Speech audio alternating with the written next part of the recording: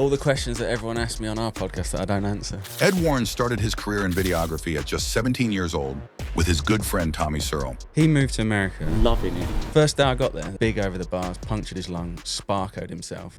I'd made a video of him and put it on YouTube. Next minute, I was having a meeting with the KTM lot at 17 years old. 11 years and many businesses later, he applied those skills to help his friends kickstart their YouTube career. Did I convince Billy to do YouTube? Yeah, so first night of filming, I'm gonna go and get my camera. Don't do anything stupid. All I hear is... Alongside his friends' YouTube channels and their joint podcasts, Ed's focus has been on building his apparel brand, Kecks. So where did Kecks come from? What does the life look like of a young Ed Warren? I don't really know, to be honest with you. I spent a lot of time at my mum and dad's workplace when I was young, if I'm completely honest. They was busy doing a business, and my school holidays and most of my free time was spent on a car yard looking at cars, and when I got a bit older, moving cars and lining them up and cleaning them and stuff like that. That was the young days. Didn't really get into motorbikes until, well, I had a motorbike when I was like 6, 7 probably, but didn't really like it, didn't enjoy it that much at the time. And then got back into it probably when I was 12, 13. But yeah, my early life was just all surrounded by mainly cars, like not flashy cars. Like my dad had a business, car supermarket, so he used to sell anything and everything, and it was moving cars up and down the lot. When I was 16, actually, I wasn't really trusted with a great deal of stuff. I was more allowed to drive. Do you know what a Nissan Sunny is? Yeah. So Don't see them anymore, do you? no, there was a Nissan Sunny at work, and that was what was used at work for carrying jump packs, shuttling lads to and from the compound, and putting fuel in that you could go and fill up other cars. Because when they used to come in off the transporters, you'd have to jump one, you'd have to fill one up with petrol, you'd have to move 6 to get to the one at the back, and that I was tasked with driving that at 16. I used to just do laps up and down. So you learned to drive young? I learnt to drive young, yeah, but without a licence and all of that. I used to literally up and down the yard. A bit sketchy when you think about it, because there was a lot of stock that I could have crashed into. But yeah, that was me up and down the yard. No health and safety then? Or it wasn't as strict? No, it wasn't as strict back then, was it? No. You'd sort of do what you wanted, get away with it. So did you not race as a kid then? Just a bit of fun? I raced when I was like 12 or 13. I never really raced anything when I was younger. I didn't really do the 65 route and all of that. I just had an 85, Cowie 85 when I was, I don't know, I want to say 12-ish. And then started racing a couple of years later, still on an 85, KTM 85. And then,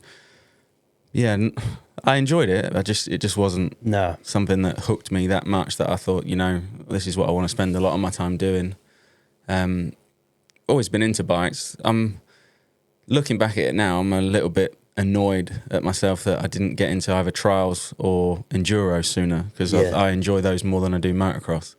But they just weren't, enduro just didn't seem such a thing as it is now. So, I think if I'd have got into enduro a bit sooner, I'd have probably rode more and done more in that respect. But yeah, motocross. Do you think you just wanted to work, or was you just not interested in the road? No, I just wasn't interested in... I'm a bit of a pussy, I don't want to get hurt. So I was like, seeing everyone get hurt and that, and I was like, I don't really need that. And then I picked up a camera and sort of got into that, and then that's where I spent a lot of time going still to tracks and getting into bikes, but from a different side of it, from the filming side of it. And then I met Tommy. How did I meet Tommy? I met Tommy back in 2003 or 4, I want to say. Tommy was like the up and coming man, and we'd sponsored Jamie Dobb at the time, and I met Tommy through Jamie Dobb, because Jamie was starting a management company after his finish of riding, and he'd got Tommy signed up. So Tommy then moved in with Jamie, which was, 10 minutes from my house. and I'd spent a lot of time with Jamie, and Jamie was doing a lot of work with my dad and like spending a lot of time together. So that's how I kind of met Tommy. And then through that, my racing or me going racing took a back foot because I'd start going with Tommy to the GPs, or I'd start going with him to a race, or I'd go out and film something with him. Like we was filming stuff and vlogs from so many years and years ago. We just never put it out. Yeah, like we did it like way back in time. What was around then? It wasn't YouTube, was it? No, there was nothing. There was no real. It was like MySpace days. Yeah, literally MySpace days or DVDs or stuff MSN. like that. Yeah, all of that. So then, yeah, that's the backstory of my racing career as it didn't go. I thought you'd met Tommy from. I say, did your family sponsor Tommy from young? Is that how it started, or? Yeah, kind of. It was more we sponsored Jamie. We sponsored Jamie Dobb when he was on RWJ Honda, and that was his last year. And that's when he became the management. And then I met Tommy and started hanging out with Tommy. And then through that, my dad, Tommy was like 16, 17 at the time. And then my dad sort of helped him out and gave him a van for a year. And that was like how they began sponsoring, or we began sponsoring Tommy. And but it was more a friendship thing than anything. It was never really like, we're just going to sponsor this guy because of this. It was like, I spent a lot of time with him and he was about like, okay, you take that van. He wrecked 2 or 3 of them, and then, as he does. Are we cutting this up? Put it in? No, you can put that right in. And then... how many vans has he wrecked? I know one, definitely, that he wrecked. He hit an electric gate and literally cut the bottom of the door in half. I think you've mentioned this one. I think he's too pro. But yeah, never really sponsored him in that regard, and then started going to the GPs with him. I spent... pretty much all of 2007 and 8 doing the GPs with him, not working, not filming, just going with him and hanging out and sort of helping him. Then in 2009, he signed for a team in America. KTM, was it? KTM, yeah. I went... Was it Muscle Milk? Muscle Milk KTM, yeah. Remember now. And I went out there with him for a 3-month holiday as such. That was as long as you could do. And at the time, his girlfriend at the time left him, and he was like, oh, out there on his own, don't go home. So I extended my trip. And actually, I was there for 3 weeks and ended up there for 3 months. And then within the second part of the trip I was there, I'd made a video of him and put it on YouTube at the time. It had come round then. And the KTM team he raced for said, oh, who made that video of you? And then he said it was me. Next minute, I was having a meeting with the KTM lot at mad, isn't 17 years old and offered a job and a visa and everything. So then I ended up there for like 3 years pretty much. So you stayed with working with KTM 3 years? Yeah. Did that lead to working with any other teams, or? Kind of. I worked for KTM North America, but it was real backwards. I got offered the visa, but I never pursued the visa. So I used to just come home every 90 days. Literally fly home, spend like a day on the flight, 3 days here and a day flying back again, and within 4 days, 5 days I was back in California with a new stamp in my passport, which I don't think you'd get away with now. No, they'd question it now, wouldn't they? And definitely.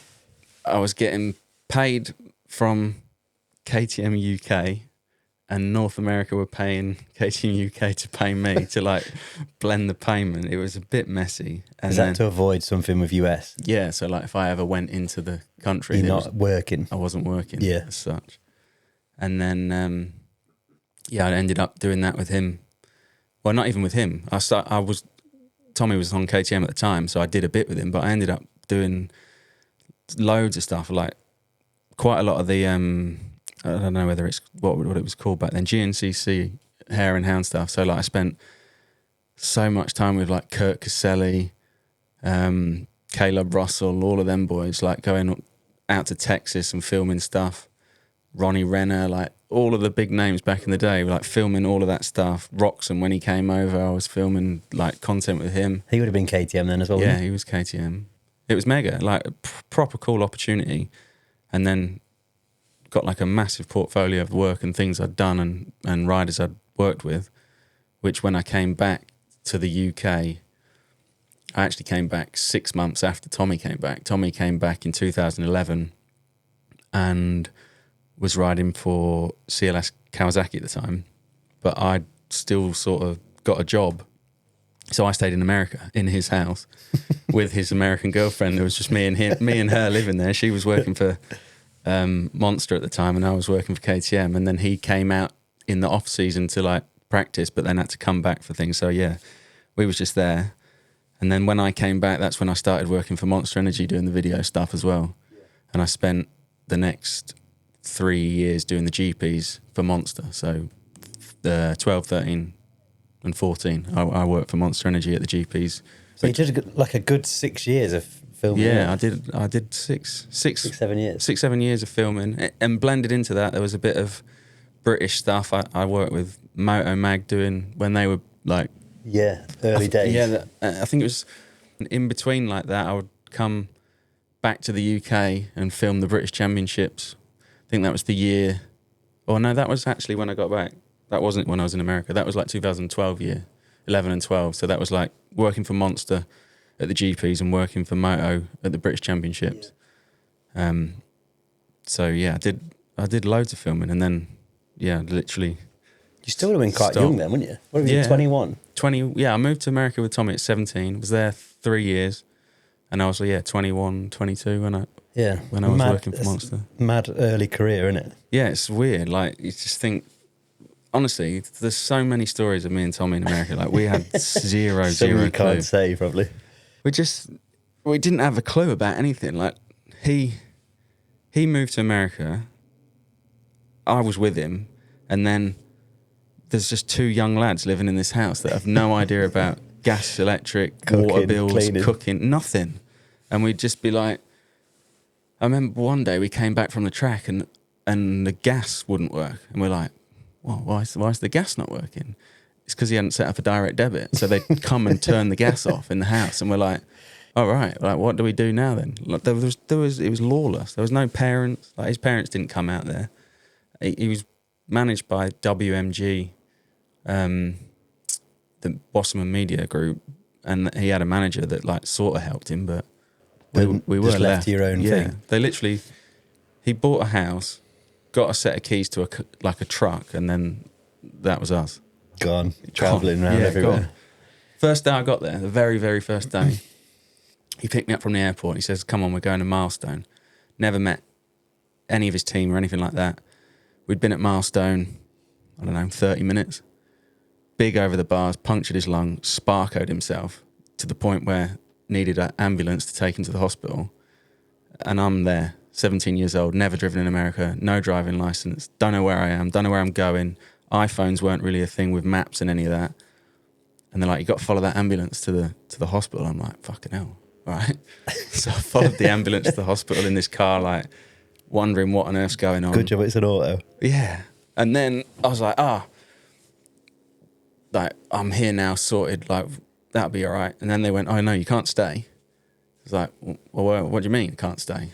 Like, no, you're going to have to go, you can't stay in with him. So he then tries to give me an address to a house that I've never been to. I don't even know where it is.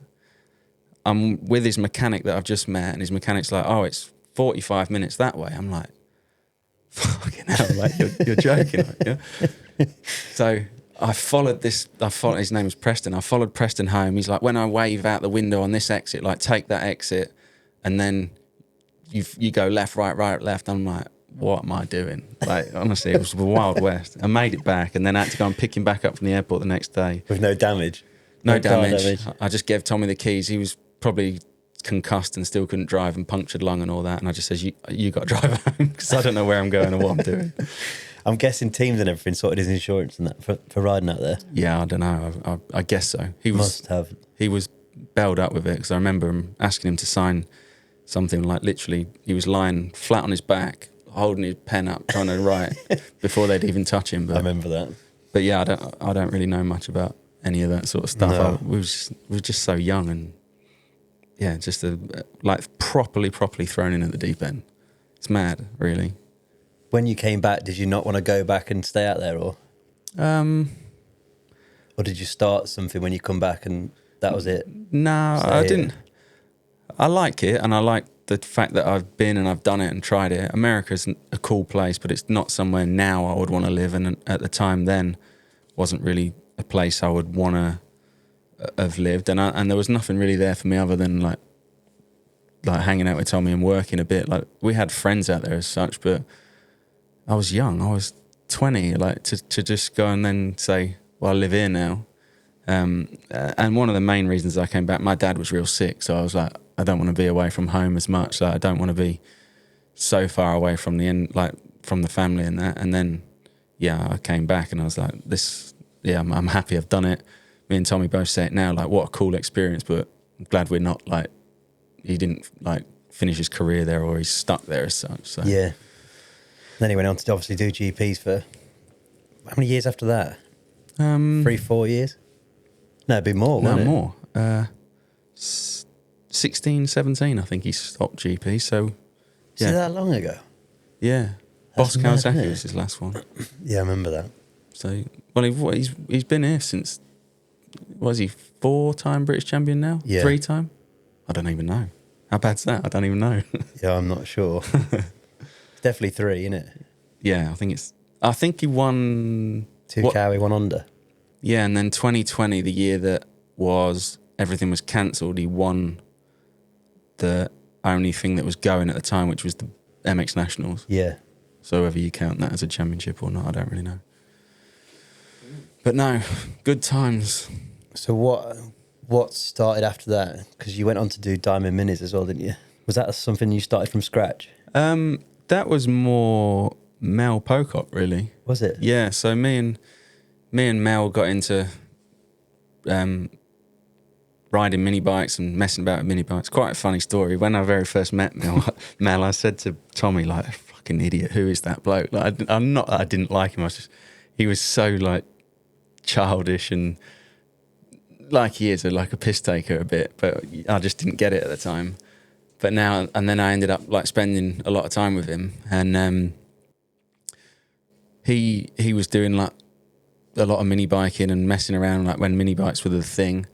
And then he sort of came up with the idea of, why don't we, like mini bikes in America was massive, wasn't it? And you mod all the bikes and you do what you do. It went big here at one point, though, didn't it? Like, yeah. There's loads of tracks opening to races. And it was the British mini bike champs, wasn't it? I don't know if it's still going now. I think it was, yeah. Well, I don't even know if it is. Mel got into that big time, but I sort of said to him, yeah, it's cool what we're doing. Why don't we try and copy some of the parts from America? Because I had a friend in America that was like, from when we lived there, I was like, can you send us that? Go and buy it from that company and send it us and we'll just copy it. And then Mel got into the manufacturing side of it more. Like he loves a bit of welding and fanning about. And then he'd send it to me. I did all the like e-com photograph and put it online, try and sell it. But yeah, I did that with him for, I don't know, 4-ish years, and it was never massive. It was just something to do, something a bit cool to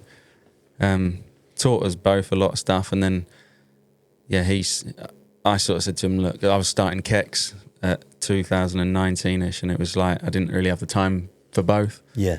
And that's when I said to Mel, like, you're better off doing this. It's more yours anyway. Like, you're manufacturing the products, you're dealing with all the suppliers and that. The only thing I'm doing is the orders and the customers, because he used to send it to me and I used to post it all. But then there'd be loads of questions like there always is with any business. When are you getting this? When are you getting that? And then I'd have to ring Mel like, like what's going on here? Yeah. And it just works better, it being him and his. And he's still doing it now, I think, which is cool. It's just a wavy business, isn't it? So he's like this, isn't it? Seasonal. Yeah, very seasonal. But now I think he's selling... Because we used to sell a lot to the UK when it was like busy in the UK, but now I think he's sells a lot to France and stuff like that. Yeah, and back to America. Market, I think he sells a lot back to America.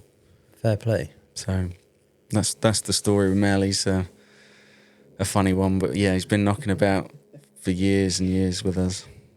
Funny times. We was literally doing a Diamond Minis photo shoot the day before he chopped his thumb off at that British Championship. And I've got a photo of him holding the seat of a bike with his thumb intact, and then the next day it was gone. I bet you framed that now. I send it him every now and again. When I see it flash up in the memories on the phone, I send it him and Remember say, this? Remember this thumb? Good times. Yeah, but you wish you had that again. But yeah. No, mad. Yeah, it's cool, isn't it? Diamond Minis was a good crack. Yeah. California. You got one of me? Yeah. Let me see. Look at that. Ah, good crack that. That was at a Red Bull event. That was a funny night, that. Really funny night. Look at Tommy's hair. Yeah. Oh, locks, yeah. So I'm only jealous. So Kelvin in the middle, obviously some people will recognise and some people won't. He's played Andy Sugden on Emmerdale, and he was good friends with Jamie Dobb at the time. I think he still is now. And he come to America to ride. He's like, oh, Tommy knew him. We'd all met him before, and he's like, I'm going to come to America. It's like, all right, sound. Turns out, landed in LA, turns up at Tommy's house in a Mustang, roof down, like Full American experience. Drives, bangs it on the drive at Tommy's house. Me and Tommy are obviously far too young. Kelvin's old enough. Bought himself a case of beers, and he sat on a lilo the first day in Tommy's house, floating around drinking beers, going, yeah, this is the life. Anyway, bright red, sunburnt like a lobster. You've never seen anything like it in your life. I just read that last comment. I was guessing that's what it was. Suggers ain't scared of a tan. Yeah, he was so burnt. Then the next day, Tommy was sponsored by Red Bull at the time, and there was this thing called a Red Bull Toasted Party, which was like I can't remember what it was to do with. I think it was something to do with Pastrana of some description. I sound like a knob for name dropping all this shit, but this is generally what happened. So we went to this party, me and Tommy, too young to drink, can't do anything. Kelvin came, but everyone in the UK knows him as Andy. Out there, no one knew him, and he's like, this is a breath of fresh air for me. I can walk down the street, I can, just be who I am without having to stop for a photo. Like, he was loving it. Anyway, after this party, there was like an after party thing at a hotel with a swimming pool outside. He got hammered again. And was jumping in and out of the swimming pool and that, and there's like every Supercross rider you could ever imagine from that era, like Chad Reed, all at this party. And they're all going, who is that guy? And he was just having the time of his life. No one knew who he was. No one knew who he was. Jumped in the swimming pool, soaking wet. Then he took his T-shirt off when he got out and was so red. And everyone's going, wow. He's English. Yeah, he is so English. But it was mega. He used to ride quite a lot, didn't he? Yeah, he I was used good. to go into the old Fat Cats all the time and seeing him. He used to have a van with Monster logos on that. Yeah, he came a fair bit. He was he stayed there for like 3 weeks and come riding with us and had a bike and that. He had a mega time. I messaged him not long ago to see if we can get him on the higher bikes, but He's too he busy did being a arena farmer, cross, didn't he? Yeah, he did that. I think. He was asking me about 2 years ago about getting a full track built at his place. Yeah, so I don't know. He's got a big old farm, innit? Yeah, he loves it. Quad. I think he was into quads and all. Justin and that. Alfie in. What about this one? Oof. What's Who that? is that? That's Tommy on the top. He's gonna hate this podcast. That was our first night in Vegas with fake IDs. I love how they put a telephone next to the toilet. Yeah, you can't really see in that picture, but Dean's comment. he was halfway for a pizza at the same time, trying to sober himself up. Coming out of both ends. That was a good crack. That funny. Is this your Instagram or Yeah, Tommy's? it's mine are awful Instagram. You're going to come over. Yeah, I'm gonna delete clear all this. 3 of these. Michael Carter. Did you stay with him? Yeah, so Mikey Carter, he was running CMH, California Motocross Holidays. I spent every day with him, literally. Like, we'd go to the track, Tommy would do his moto, we'd literally ring him and say, what track are you taking your punters to today? Me and him would just sit there, take the piss out of everyone. I'd walk around, drink all the water out the cooler and that. And then I spent, literally every day with him. He'd come cycling with us. I spent a lot of time with him. And then he used to come with us. Well, no, he I think he did come to some of the nationals, but not a lot. It depended on which ones he was taking, if he had customers and stuff. But his customers used to come in January Supercross time. So in the outdoor nationals, he was quite free. And then we ended up just not going to the nationals at one point. Like Tommy would go fly away and go to these races, and me and Mick would spend all day trying to backflip BMXs into Tommy's swimming pool and getting oil and dirt and ruin BMX bearings. But absolute whale of a time. He's over in Florida now, isn't he? Yeah, I think he's setting up again. FMH. Oh, is he? Think so. Oh, yeah. Cool. We wanted a free shout out in our podcast. Well, he's got one now. Sorry, mate, we haven't got many followers. No, he's a good chap. I actually ran a little business with him as well. California Imports, yeah. Oh, is that both of you? So he had the connections to all of the team bikes out there from like Mitch Payton and all of that lot. So we bought some bikes together and tried to export them and bring them in here, but it was just, I don't know, it's not a very clean business unless you're... Doc Wobb was doing it heavy at the time, which I think back in the day that wasn't as... There's not as many rules back then, was there? Like you could get away with stuff a bit easier, and the taxes and that, yeah. So we had a go at it, and it was all right. Like, don't get me wrong, it wasn't bad, but it didn't really have legs. Was he Moto Seat as well? Yeah, me and Mick did Motor Seat together as well. Yeah, I told you I've had a go at a lot of shit. Not a lot stuck. I remember it might have been Dylan actually. Dylan used to sell them over here for him. Yeah. Yeah, bring them back. Yeah, that was it. Yeah, we started a website over here. Mick used to go and get them all made, send them here. Then he did most of the legwork in that, and I just did the postage. And then he then did it with his brother for a while. After I said, "Oh look, I did that before Diamond Minis," so then I said, "Oh, I'm busy with Diamond Minis." Let him carry on with that. Him and his brother did it. So did that just fizzle out, or is it still going? I'm not sure, to be honest with you. I really don't know. I'd have said it's probably fizzled out a bit. I mean, I don't really know many people that... No. The graphics companies now do such a good job of getting you the kit and the seat and everything together, don't they? Yeah, full package now, innit? Yeah. And without them to design. Oh, backyard designs is design yourself, innit? Oh, don't start with that. Tommy getting a free shout with the backyard design as well. Use my code, Tommy Searle. Yeah, get it in there. No, to be fair to him, it is a good service that they do. And the stickers are great. They do stick on anything. So where did Kecks come from? Don't really know where it came from as such. Cool name as well. Yeah. Proper English for pants. Yeah. I spent a lot of years trying different things, all within the same sort of Shopify. Because obviously you've had the experience of Shopify doing Diamond Minis. I'd done Diamond Minis, Motor Seat.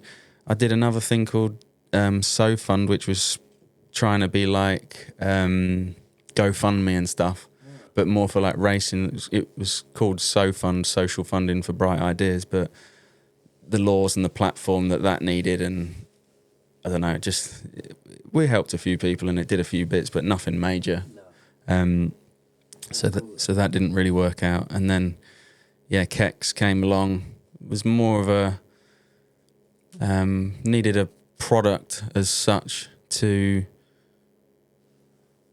not sell to the people. But I'd spent a lot of time with like a lot of riders and a lot of people, like through Monster and that. And I was like, well, I've got all these friends now that are like professional athletes that are like now my friends as such, that every time they ask me for something, can you film this, can you do that? I just say yeah, and then give it them and not really charge them. And then I was like, well, if I make a product that they can use, then it's time for them to sort of... you've got a good audience. They can say away, and help me back out. And that was a sort of an idea with another friend to start with, and then it sort of progressed onto one of us doing more than the other, and then we just decided that it was I'd done more of it than he had, so now it's just me. How long ago was that? 2019 started? 2018 was the idea. 2019 was when we first started selling something. 2018, my missus was a air host stewardess for BA, and she used to sort of get told where she was going to go and what she was going to do, but you could also bid for where you wanted to go. So I told her, bid for China, try and get to do a flight to China. She got it, and then as an air host stewardess, you're allowed to take someone with you if there's space on the plane, or you bid, you can say, I want to come.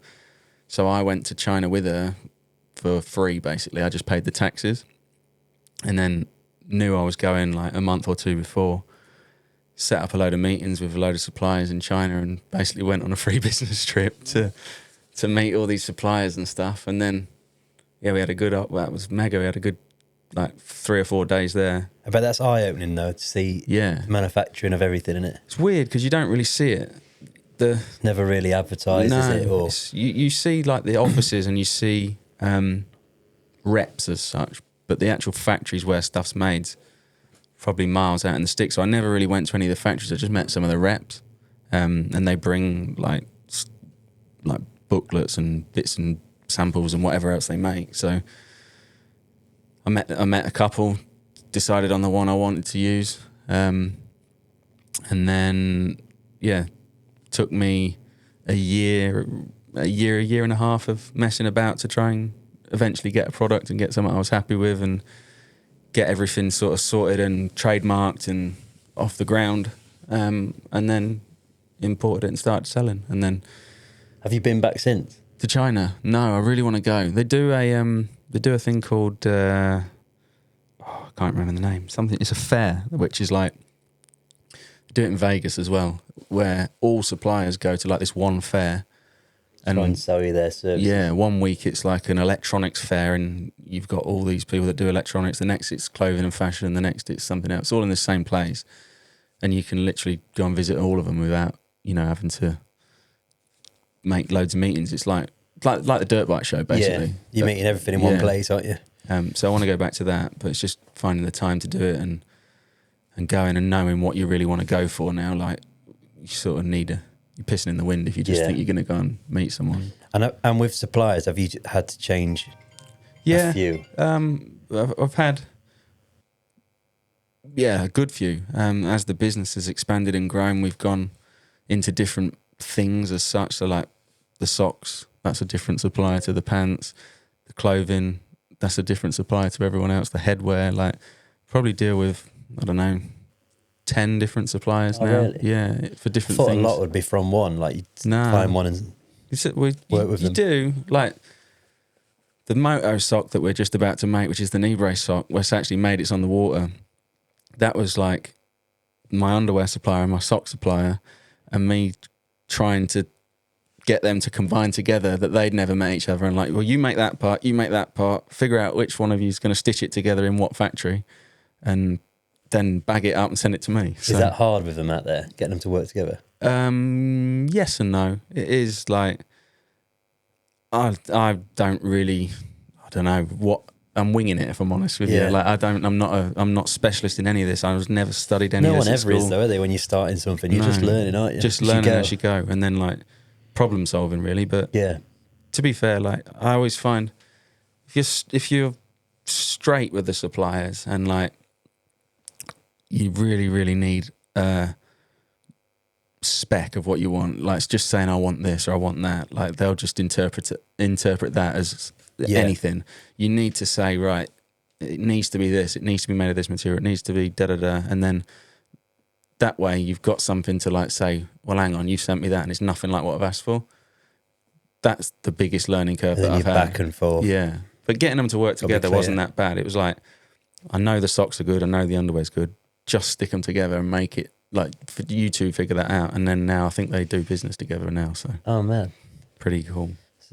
But no, it's good fun. It's funny business. It's so different. Well, say different.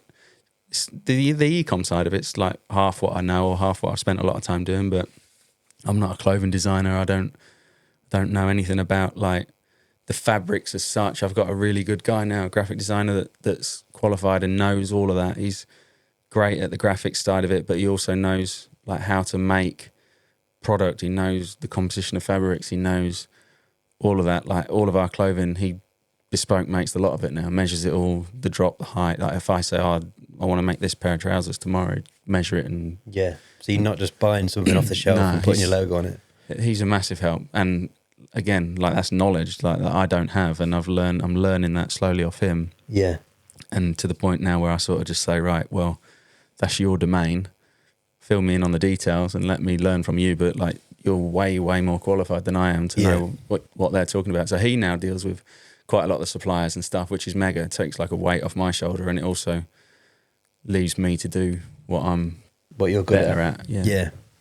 Did he come from another clothing brand before? Yeah, he used to work for Canterbury, the rugby brand. He used to design and make all of the rugby jerseys, rugby shirts for the Ireland rugby team. Mad. So like he's proper good at what he does. So his name's Bradley. He sits in the office with Ryan, our graphic designer, Ryan Watson, but he doesn't work for me, but he just comes in and sits there. So I don't think he works for anyone. He's a hard man to tie down, and he's very good at what he does. But very good at what he does. We give him a nickname, actually. He wants to start a business, so I've decided, me, Billy and Tommy decided his name is Epic Slow Designs Limited. Because you should call him the Clit, because you can never find it. Yeah. He's very good at what he does, but he's very slow. Maybe we have to cut that bit out as well. No, he is fucking really good. Like, he's done some stuff for you, and he does all your merch. Yeah, I used him early on. He did our actual first Motor 101 logo, and then he was doing some stuff for you. I've seen it all he was at it on his screen the other day. Oh, did he? Yeah, some more merch stuff. I've probably seen it before you have. It looks pretty cool if you haven't seen it. He did send me some stuff, and then he came down. When did he come down? Last Friday, I think it was, just to change some bits up. But when was that? Before that. Oh, okay. So yeah, you've seen it. He said he's got to change some, so. Yeah, he had it. What he was doing looked pretty cool. But no, he's good. Getting someone else on his level in the same and in the sport's hard, isn't it? Yeah, definitely. No, yeah. Because trying to tell someone what you want is... It's graphic design. I don't know how people do it. It's such a interpretive thing in it. Like what you like, I don't like, and so on. Me and Tommy do it all the time. Like he designs his merch, and I go, "That's your best-selling T-shirt," and he's like, "Nah, it's shit." And then it turns out that it is or it isn't, and it's like we can't guess it. And you don't know what the customer will buy either, do you? Like you might think something looks amazing because you'd wear it, or exactly that. You think, oh, that'll be mint, and then it doesn't sell, and something you think, and you can't get your head around it. Yeah, you're just like, well. So I think you just need a mixture of stuff, even if you like it or not. Yeah, you do definitely. It's a tricky one. Do you find that with the designs on the Kecks, or is that just yeah, exactly the same thing? Weird. Like when I first started it, 2018, 19, I'd have been 28, 29-ish. And then I would probably have worn most of the pants. And now I'm getting a bit older. I don't mind them, and I love the designs, but I like them more, like the red pair that you can see on the screen there. Like that's just the plain pair, like it's red. I would like that as opposed to the green one. Yeah. So then I'm like, I think that one's the best seller, and then the other one turns out to be, and you're like, sometimes with the pants, the more mad, the better. The better, yeah. Do you find the kids' designs sell the same as the adults, or is it more mad on kids? I've always got mine hanging out my shorts. Yeah, so. the kids ones, it's odd. But we do the matching sets now with like the women's, the boys, and the adults that all match, and they go well, like as a family pack kind of thing. But yeah, it's dead tricky to gauge what's what. We always find like with the, Kecks doesn't make kids clothing yet. Probably going to do a little bit, but nothing. Do you not? No, only Tommy and Billy make the clothing. But the same thing. I didn't realise that. I thought you did. We think, oh, that would be mega. But like the kids one, anything with like a motorbike on it or cartoony motorbike goes mad. Like whereas opposed to like something that's a bit more subtle, BB 57E or something like that is slower. So yeah, in the kids range. We've been the same with the merch. If we do like an illustration on an adult, it doesn't sell very well, but a kid, yeah, the kids love it. It goes quick. But that's, I don't know, that's what it is. Billy's got mad plans of what he wants to do, and he's very forward thinking with his merch and stuff. So hopefully that all comes to light over the next 6-7 months. Who sells more, Billy or Tommy? Billy. Yeah, but he has blown the enduro market up, though, hasn't he? Like, yeah, he's it in wasn't his career. such a big market, was it? He's just in the peak of his career, isn't he? Whereas Tommy's sort of not lucky but unlucky. Tommy's bulk of his main career, like winning and doing, was when YouTube, Instagram, all of that wasn't really wasn't a thing. about, yeah. So they're very different, but it's cool that they cross over. There's Yeah, a good dynamic definitely. between the three of us. Funny. Even the vlogs together. Yeah. Did you convince him to do YouTube? Did I convince Billy to do YouTube? Yeah. So in 2020, I met Billy again through the same way as Tommy, kind of through Jamie Dobb. Billy was working with Jamie Dobb. He'd smashed himself up somewhere. Oh no, he came to mine once and I met him, and then he smashed himself up. And then Jamie rang me and said, I can't do something, or I can't get somewhere. Billy's at this hospital. Could you go and pick him up? And I'm like, don't really know him, but yeah, all right. So then I think he'd done his leg, and I vaguely remember pushing him through a hospital on a wheelchair and then taking him back to Jamie's house or something. Didn't know him at all. I knew him and we'd met once, but not like we are now. You could stand and chat, yeah. And anyway, that sort of sparked off that relationship, and then he knew. He knew of Tommy, obviously, through the racing. Apparently, he said he knew of me as well from when me and Tommy used to go together. And then before he was enduro, he was a trials nerd. And apparently we ghosted him at the Erne MXON. But anyway, now we know him and he's part of the crack. And I bet he never lets that down. Probably not. But he, so he sort of gelled with Tommy and that. And then I'd got riding with him, and that's when I was like transitioning from preferring enduro to motocross. He and Johnny Walker convinced me that Romaniacs would be the best enduro riding of my life, which, fuck me, how wrong were they? And it was the good. worst of your life, I can imagine. It was good. But then... What year was that? 2018. So that's when I was I'd met Billy then, and I was riding with him. And then the reason we started vlogging, or he started vlogging, was 2020, when obviously everything got shut down with COVID. He got a phone call on like a Tuesday afternoon saying, oh, by the way, the last round of the Super Enduro's cancelled, you're world champion, which was like real shit flat way to win it as such. No celebration. No celebration. I was launching a limited edition Billy Bolt unicorn. He was mad into unicorns back in the day. We was launching this like unicorn pair of kecks. So I said to him, let's do something cool. Why don't we build a super enduro track? Because he was wanting to build one anyway to practice.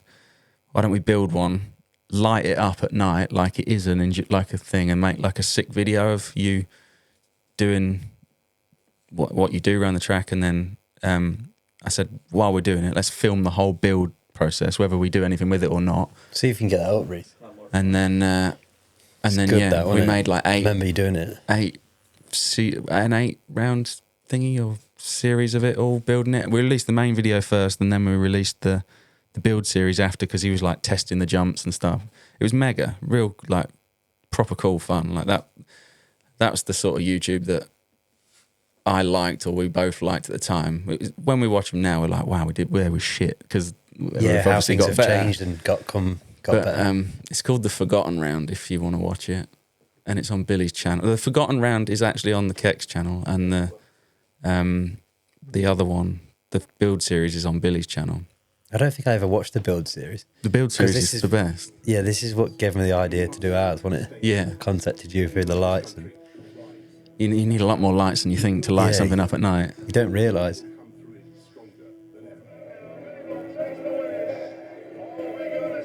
What, and you look back at this and think it's not good? No, I like this. The main video I like. Just some of the vlog stuff when we built the track, I think it's a bit shit. I got some good stories about this though. My God.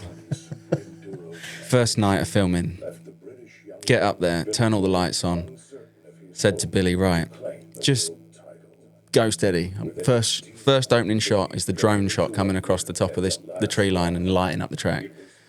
So I did the drone shot. It's all going over. Nice. It's like, right, go and put the drone away. I said, I'm going to go and get my camera. Don't do anything stupid. Famous last words. Go down the hill. All I hear is... I'm like, oh, for fuck's sakes, what's he done? The rest of the field's pitch black. So I'm driving back up to the track in the gate with the light on. Next minute, Husqvarna comes rolling past the side of me. So I turn around, go back to the garage. Bike's twisted to shit, like wrecked. The first 5 minutes we'd been up there. So then we're sat in the garage, like this was filmed in the summer. So it's late to get it that dark. Yeah, past 9 o'clock. Oh, way past 9 o'clock. So we're in the barn at 12 o'clock trying to straighten up a Husqvarna, and it gets to like 1 a.m. I'm like, what? I don't know what we're gonna do here. So we ended up trying to have a go filming on the first night.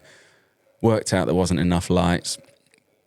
Anyway, we give it the rest for the night. Come back the next morning.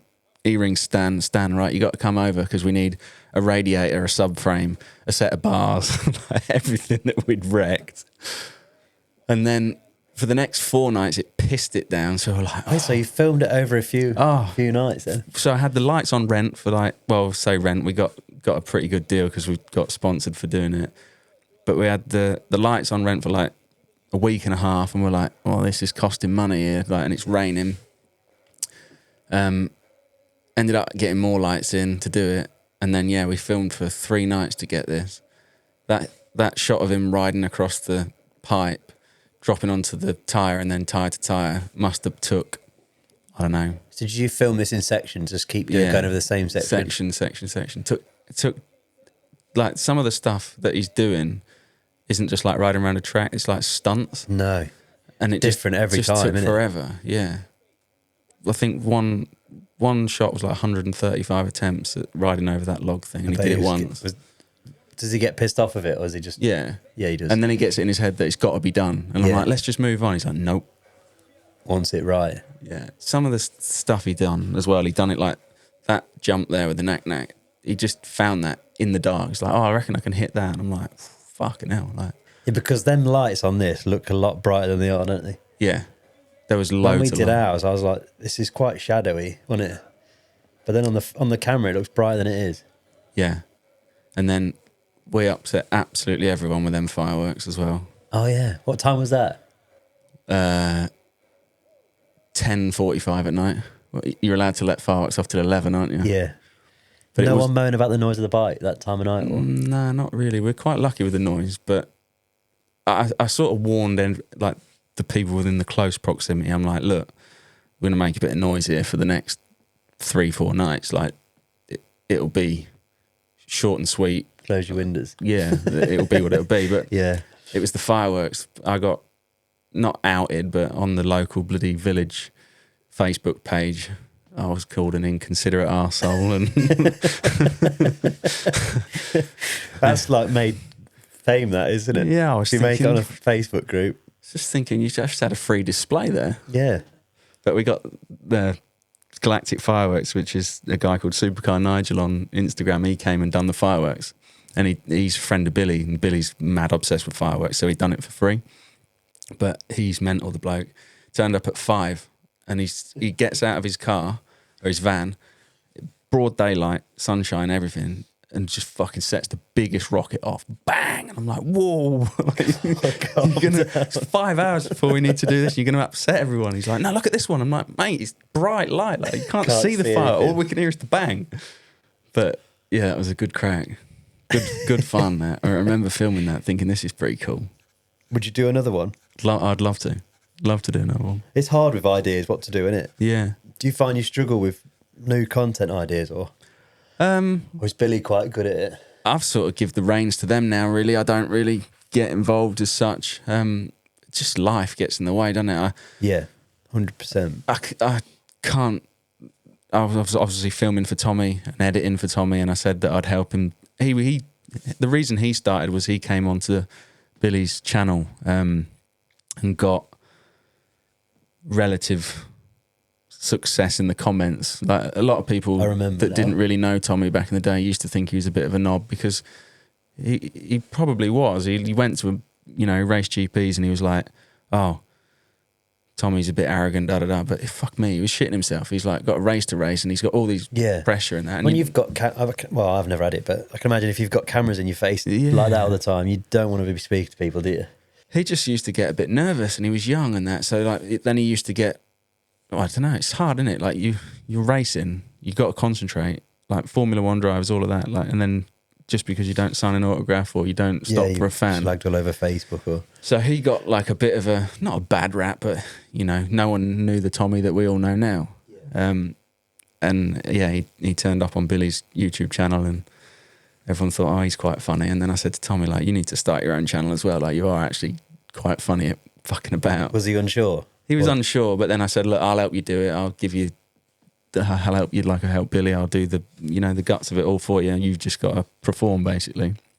And then I told him I'd be 6 months, and 3 years later I was still doing it. And then I said to him, look, mate, like, I can't do this all the time and come to the races, and it's consuming. And now he's learnt a little bit and done his own bit. He does his own editing now. Yeah, he does it all now himself. Fair play. It's not easy to do, is it? No, it's not easy. And to make it good. Yeah, it's hard. You're still being roped in now, aren't you?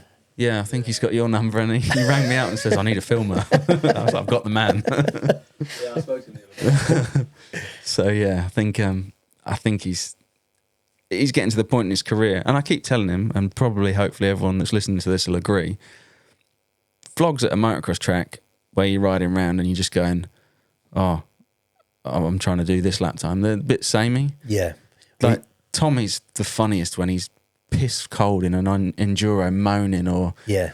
He needs to be out of his comfort zone, doesn't he? And I said the same to him. He Triumph want him to take his CBT, and I'm like, you got to film it. And then like I said, and then if you pass your bike test, do like a drive to Skegness on a bike for the day and do something that's different that you'll fucking hate, but you'll moan about, and it'll be quite funny, or just something different. The Carl Pilkington, yeah. Isn't he?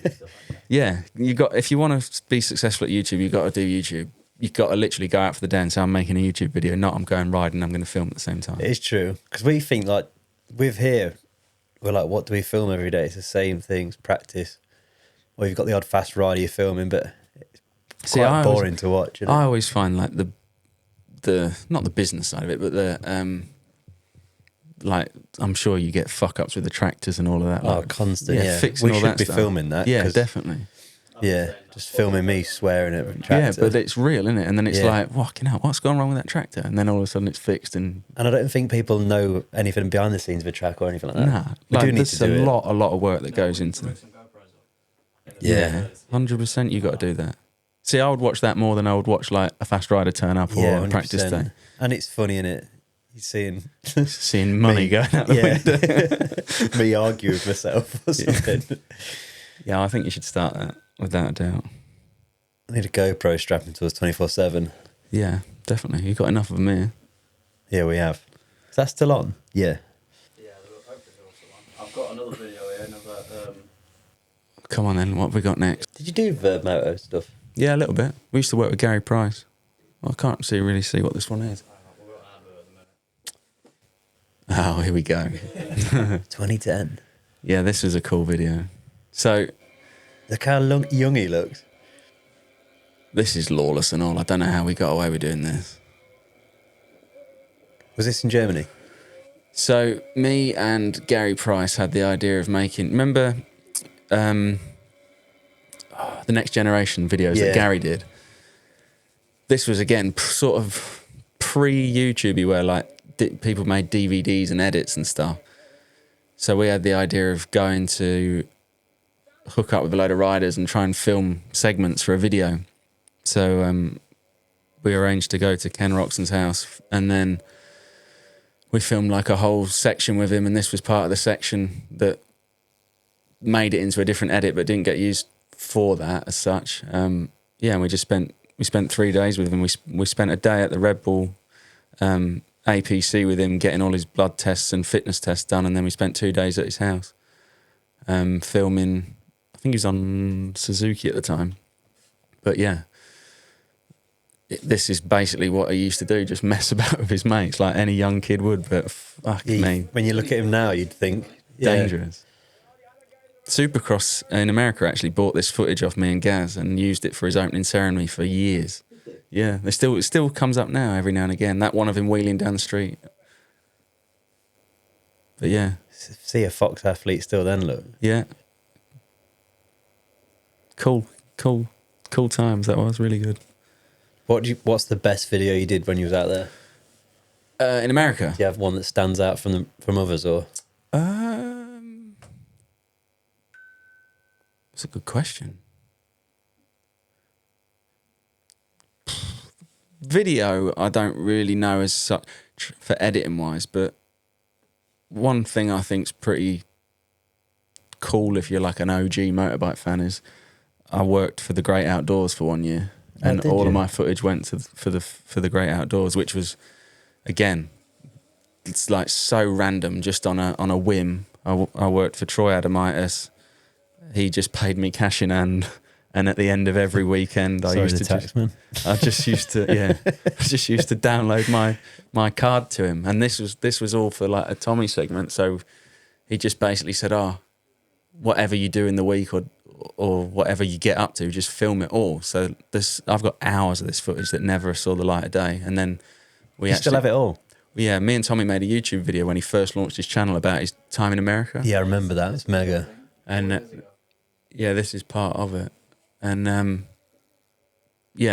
just filmed everything, and it all went for the Great Outdoors. I filmed a lot with Tommy, and I filmed a lot with Tyler Rattray because I knew him from over here. And Troy basically said, "Oh, well, you just film them too if you know them. Like, you just film whatever you can get and just give me the footage." There's so much stuff they didn't use, but yeah, it was good times doing that stuff. I'm looking back at it now, like remembering what we got up to. There's just been so much of it. Yeah. Yeah, I bet this was hard to do, to try and remember everything. Yeah, hard to edit as well. And we had the biggest argument over this because he looks a goon in some of the clips, and he's being a fucking knob. He didn't want it in it. He's like, "Oh, just look a twat." I'm like, "Trust me, like you were a twat." Like, people want to see that. Yeah. But that was you, and it's like, it is what it is. It was a different time as well. Yeah. Funny though, like, again, the stories of just doing what we used to do out there and going to tracks, filming, and and like kids that know Tommy now wouldn't know any of this. Well, that's what gets me. Like, so he's making merch and he's making vlogs, and when he goes to a track, like in the last couple of years, he's got young fans that are like 6, 8, 10. Yeah, and they I'm don't like, know anything you weren't about born him. when he was the man as such. They don't know his career, do they? They know just him. They just know him as like the YouTuber. Yeah. Which is again like mad, second really, light of his career and stuff. We used to spend hours doing that. Think what it'd be like if YouTube was around them. Yeah, if we'd have like vlogged back in the day, that would have been. Tommy's paycheck would have been even bigger. Yeah, I mean, it was pretty big out there. He was a man in demand. He nearly had a double dab 1 year. KTM was trying to. Well, I don't really know how much. It's public, I suppose. They tried to tell him he couldn't ride, and there was big lawsuits. And then Makita Suzuki wanted him, and he was nearly getting paid by both teams at the same time. No way. Yeah, but I'll let him answer that when you get him on it. He'll avoid that question. He'll be like, "I'm still getting paid by him now." No, he does all right, the lad. Fair play to him. Most of his stuff now relates to YouTube as well, sponsor stuff. Yeah, most of his stuff does relate to YouTube, and if you could remind him of that, just for when he comes in here, say, "Look, your YouTube channels." He was saying that the other day, like he needs to, because of all the sponsors. Yeah. That's what he's got over everyone else, really. Well, that was.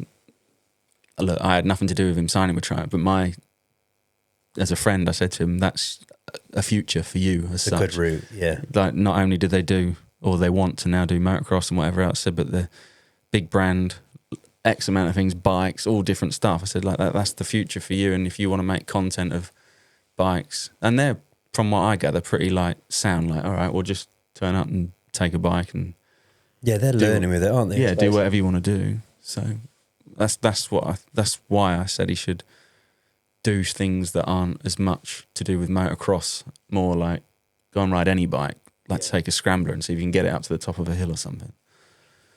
Triumph do like a small bike, like Honda do the... Yeah, something like that. That'd be funny, wouldn't it? They do like all that 125. Oh, do they? Remember the Grom? No, I can't remember it. Honda Grom, get that up. Yeah, the tiny. Triumph need to do something like To that. be fair, Tommy riding a scrambler on a motocross track would probably be a good video.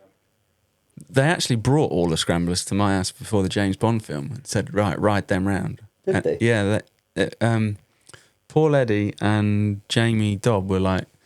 Was that Honda then? No, it was Triumph. Remember the one that... Oh, yeah, I remember them. Yeah, they're cool. They still do them, don't they? Yeah, Tom. So they was doing that jump on James Bond or whatever they was doing, and they modified 2 bikes to jump and to do whatever, and then they brought them to mine to test it, and then they made, once they'd got it right, they bought like 10 of each bike, and they all had to have X amount of hours on before they went to the film set. So they brought them all to mine, and they literally brought every employee from Triumph and just said, go and ride them around there. There was like people doing like an hour and then coming back, and they'd go, now ride that one. And then we all got to go on them, and it was good fun. Have you got is there anything else you've got planned other than Kecks? Anything else you want to do?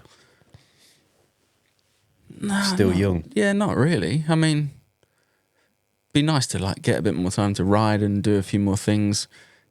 Be cool to spend a bit more time going to races as a fan now, and or like obviously Billy Askew's like the next greatest thing that, and Tommy's highly invested with him. I'm helping him out and have done, and he's like real cool kid and cool family. It'd be cool to like just go and watch him and see what he can do. Hopefully, he can perform and make it to the MX2 category and get a decent ride. But yeah, it'd be nice to watch and do more of that than going to races. If I'm honest with you, I was this last 6 months I've been a bit sick of filming and motocross and going to events. The same, aren't you? Yeah, it's just a bit draining, isn't it? Yeah, I can imagine. And same thing. And then like arena cross as well.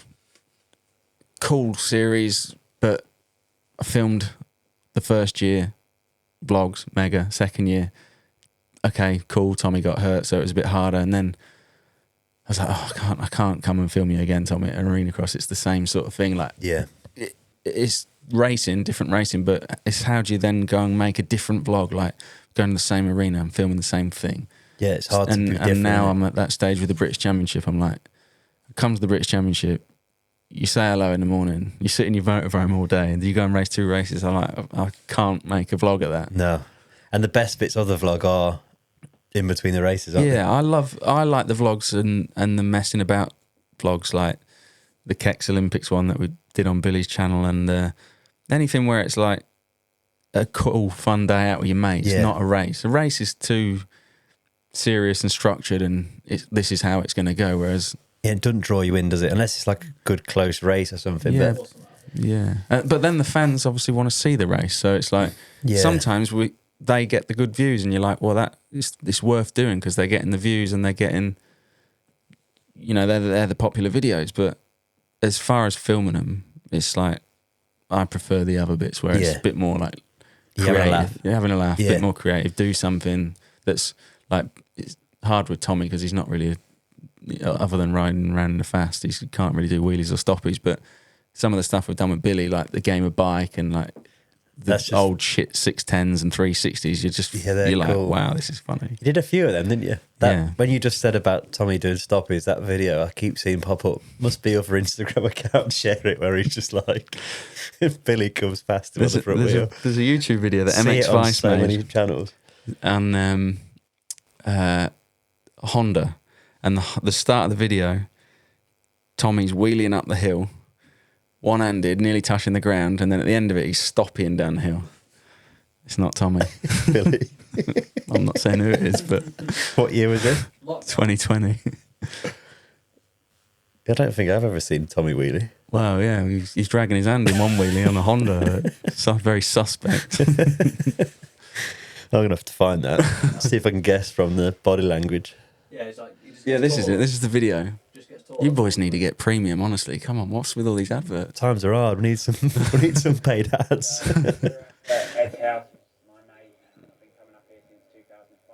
Skiddy still going? Yeah, Skiddy. That's Tommy's Skiddy. That's the one thing he's bought. He's actually spent money on in his career. Bless him. They are mega when they work. Ours never really skips a beat, to be fair. Cat, is it? Yeah. Really good. Yeah, here we go. Opening shot.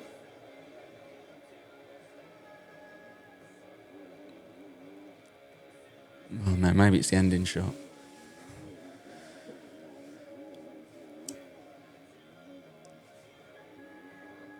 See, this was overgrown there. This was a funny video because we filmed a vlog this day as well, and we were just messing about. And then the MX Vice blokes was there. Lewis Phillips was there to.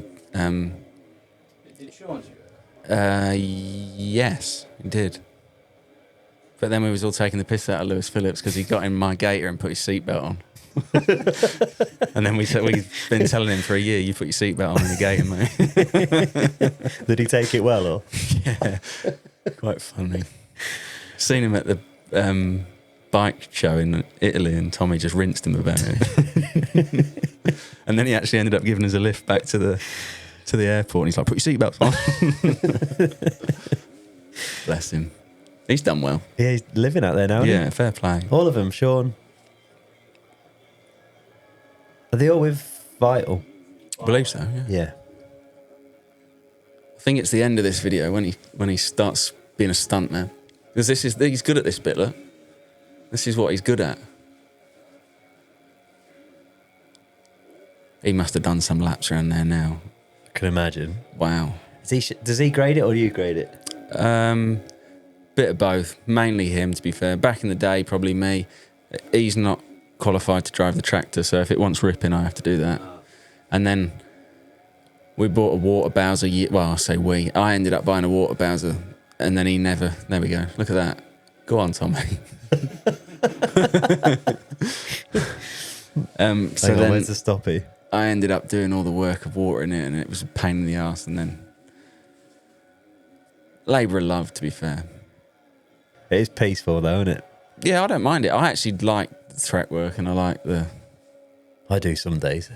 Yeah, I wouldn't want to do it every day, Oh but no, I get so but repetitive. sometimes like little podcast on, sit in the tractor, rip the track for him. Especially when it's nice and that. Yeah, when it's summer, Late nights or early mornings and that. sun coming up. Yeah, I like it is that. nice. You just feel like, oh, that's cool. And then normally have a good day riding and stuff. Everything looks mega, and then it's destroyed by 3 o'clock. For me, obviously, I want it flat because I'm shit at riding, but I want to get back in the tractor and grade it. And he's like, no, leave it right. I'm like, all right, okay, fine. I bet you don't even ride yours much, do you? No, but we was just having this conversation about 2 days ago. We built the arena cross track, but it's you build it, and the arena cross series is in winter here, isn't it? And it's like, fucking hell, it's like you build that track, you can't use it, and then what do you end up doing? He goes to Essex Works or he goes to Spain. And then I said, well, why have we got a full-blown arena cross track? Like, why don't we make that like a bit more, because his kids are going to start riding as well now. And then I was like, why don't we make it a bit of a kids track, like, or a bit of a tamer track, even for him. I said, like, if you want to have a ride on a Friday before a race, but you don't want to hit a 90-foot double, make a chilled track that, you know, anyone can sort of have a go round. So it's still quite technical it's different to motocross. Yeah, so that's the plan. I think we're going to revamp that and make it a bit like, safe's probably not the right word. Milestone had an amateur supercross track, didn't they? Yeah. Used to spend a lot of time there, sat watching them. Yeah, case and everything. Yeah. I've sat and watched it all the time, and you look at them and you go, boy, he's doing that, but I couldn't do no better. But you get in that rhythm, don't you? Like, fucking hell, he's dangerous. Yeah, you turn away sometimes. Yeah. But it's good crack watching and seeing what anyone else can do. Like, I watch Billy Askew now at mine, and some of the shit he does is like the young Tommy would do. And I look and I'm like, similar style. Something about that. Like, he first down the Triumph, motocross suspension, never rode the bike. He done all the lines around the arena cross track in like the wet, and I was like, pretty good. Like, and even Tommy was like, I don't think I want to do that today. No. Fair play. But he's young, he does isn't look good on it as well, yeah. He's young. Yeah, hopefully, haven't you? Hopefully he does well this weekend. When's this coming out? Good question. Next week, probably. Next week. Well, hopefully he's done well by now. Where is it this weekend? Yeah. Where is it? Spain. Oh, Spain. Oh, the GP. GP, yeah. EMX, first round, innit? Oh, mega. Team Triumph, Dirt Store Triumph. Oh, mega. Sweet. Good luck. I'll be out, so well done. Do you want us to do a few? So, well, that was a shitty one. Unlucky. Well done. No, you've done great, didn't you? Aye. Wicked. There you go. Is that us wrapped up? Anything else we're missing? I reckon I think we've covered it all. Have we got enough? Is that all the questions done?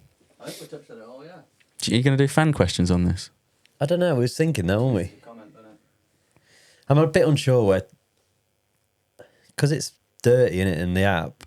Oh, you want to talk about that? Yeah, I was going to ask you about that. Well, first of all, I was going to commend you for the work that you do here, and it's pretty cool to see what you've done with this containers and that, and probably you would say it's one of the coolest British practice tracks. We're trying. So well done there. You don't see it when you're in it, do you? You're just trying to. No, we was actually having the conversation again the other night. Like, fucking fair play to you. Yeah. What you get up to. Just trying to make it. I don't want to just be a motocross track where, yeah. No, well, you got the shop, the bikes. How's the start job Something anyway? better, yeah. No, we've done really good, I think. Like, the higher bikes we struggle over winter with, but bike sales, I think we've done the most in the UK. Yeah? Which helps from the higher bikes, in it, where you can try something before. Do you get a lot of people that go, try it and go, I'll have that? Yeah, because the amount of people that ask us a question like, what's it like? I'm like, you just need to try it. I see For instance, so you. many people, even like me, I knew it was going to happen to me. I knew it. Yeah. But I seen someone the other day. I'm 56 years old and I've had a go on a Stark and I didn't want to, but they're good. Yeah. I'm like, yeah. The amount of people that's gone like unsure and didn't want to have a go on one and they've got on it and gone, Yeah. fucking hell, I'm having one of them. They are good fun. Guy Martin, for instance, wasn't he? Oh, as soon as he came in, he was like, I'm taking one. Full petrol head, isn't he? Yeah. I was... We're launching tomorrow. I'm launching a collab with MX, I saw, yeah, he showed me. which is like a bib. And there's a stunt rider again, no names, that I had to use for the riding part. It looks really similar style to Tommy, if I'm honest with you. But he even had a go, and he was like, "Oh, this is." He's only ever had a go like quick go, and I was showing him the do this, do that, and then like the engine braking and stuff. And he's like, "Yeah, I can see why Yeah. people could so easily." If you've never rode a bike, you put it at 10% and all the engine braking, as soon as you shut off, it stops. Yeah. And then, yeah, he was like, if you actually had this as a young kid that wanted to get into it. I don't know what you think, but they give you so much more confidence, don't they? I've not rode mine enough to know much, but yeah. You can jump on it and... Yeah, you can have a go. Whereas you jump on like a 250F or something and you feel like you have to ride it every week to be fit enough, don't you? Yeah. Whereas I like mine. Love it. If I was to ride it in an enduro style, I would really want a clutch. On a clutch. But only just because that's so what I'm used to. Yeah. But Be interesting to see. We haven't tested them yet, but they should land with us any time now, really. Oh, come and have a go. Yeah, see how much different they are. But What's your app then? Dirty, what's this? this has been long, hasn't it? Yeah. You've got some kecks in your... I've Well, had I don't them- even know where they are now. I don't actually. I've had them for 3 years. Is it 3 years? Yeah, at least. I can't remember when I started it. Yeah, so we started... So that. Dirty's an app to book. Yeah, so it's going to be... Well, it's nearly there now. We're literally like Yeah, final I stages. know why it's nearly there because we both use the same web developer, we and do I've been now. asking for changes to my website, and he keeps telling me we're a bit bogged down at the minute with Motor 101 stuff. I'm like, right. Just offer him a bigger paycheck, mate. He'll take it. Yeah, so you'll be able to find all venues, tracks, and then book on for race meetings, practice tracks, All through the app. all through the app. Yeah, then we're Okay. trying to get in. We're trying to put all the results and everything into it. But this is actually the shit version. Is this an app now? Is this the? Website. Yeah, this is the old one actually. Is it? You got an updated version? Yeah, So it's a website as well. yeah. So it is going to be more of a website than an app because of Apple fees and Oh yeah. spank you, don't they? So, Yeah. but you can save it as a, what do they call it? Save it as an icon now? Or Yeah, something? web icon app or something. I know what you mean. But I think we will have an app for the actual riders. So the rider's got a rider profile. You can see where you are in each championship. You'll have your license and everything on there. Oh, mint. Just trying to bring everything in one place. And then on the main website, there'll be a social feed for tracks to just do their updates. No comments, no keyboard warriors. Keep that off it. Just like Just wet track today or updates. it's this Not today. open today, open today. You can either like it or thumbs down it, but yeah, just have everything in one place so you don't have to search through Facebook where's open, where's not. Yeah, it'd be cool. Just click one thing. I want to. I'm here or there. And to be simple in it, like the booking on other things is quite difficult in it and time consuming. You just want it to be quick, like an Amazon buy, really, don't it? Yeah, and I guess it'll save all your details, will it? And that. Yeah, everything. This is quite of a You got pulled down version of it, really. Have you got a rough launch date time? I think we're going to do a launch weekend here, and then we'll use it to book in for 101 on that weekend. But no, we've got meeting with the British for them to use it. Yeah, I was going to say, to do the championship thing, I bet you have to jump for a fair few hoops. Yeah, ACU. That'll be the same meeting with them, but that is the main reason. So is it going to be linked to like Speed Hive and that? Try to. Yeah, so the results will end up going on there at some point, but I don't think that'll be for another like year or so. Okay. Ben's fucking the whiz with that, isn't he? Yeah. Every time have I you ask, sat next to him when he's done coding? No, he says shit and I'm like, I tell him that's just above my pay grade. Will it do what I want? And he's like, yeah. And then Mind blows me. I'd say, this just isn't doing this on my website. And he, okay, 2 secs. Yeah, it's done, isn't it? Oh, that's fixed now. I'm like, all right. Because they've built this from complete scratch. Well, not that's what they like doing though, don't they? Yeah. Because he says to me, like, tweaking something's harder than... Yeah, he said, especially with Shopify and that, innit? Because you're adding something into it. Yeah. I'm trying to get him at the minute to build a bundle builder. So you'll be able to make your own bundle. We've got preset bundles at the minute, like 3 pairs of pants in the XYZ, but I'm trying to make it where it's like custom, where you can go... buy so much and get and the more you add, the bigger discount you get, kind of thing. Which he reckons is going to be done by next week. So did something similar for Ride, I think, didn't he? Yeah. So he did the thing for Ride Nutrition, but theirs is more tailored to a Shopify discounting system, whereas I need mine to be more not put a code in as such. It needs to make the bundle and give the bundle a... Never ending, are they, websites? Yeah, never ending. This will never end, I think. When people ask me when's it finished, I'm like, never. No, they never are. Because then you got to update it and change it. And the back end of this, we're working with insurance companies to help with tracks and give a bit more knowledge, security. Yeah. Which is the main reason behind it, really. The user point of view is just so you can know where to go, see where to go. It'd be sick. If it works, I can't see why people wouldn't want to use it, personally. No. All in one place. Because fucking It's nothing worse than... look where to ride. Yeah, where to ride, and then what... Like, do they take cash or does that one card or... Then it's like, yeah. Like the messages we get daily. I can just imagine. I won't go into that. It'll upset everyone.